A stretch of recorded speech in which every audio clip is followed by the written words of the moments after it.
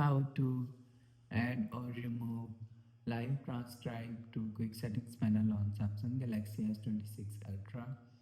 Let's start the video. First of all, open quick settings panel, so just swipe down. Here click on this pen icon and click on edit.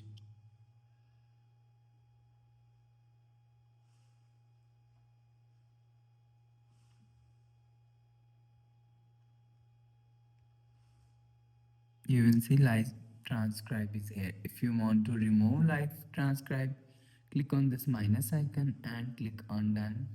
You will see live transcribe is removed on quick settings panel. If you want to add live transcribe, so to quick settings panel, click on this pen icon and click on edit. You will see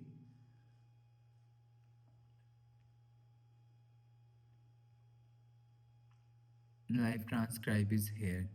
Click on live transcribe and click on done and click on again done. You will see live transcribe is add on quick settings panel. After the process, go back to home screen. So that's how you can add or remove live transcribe to quick settings panel on Samsung Galaxy S26 Ultra. If you like the video, please subscribe. Thanks for watching.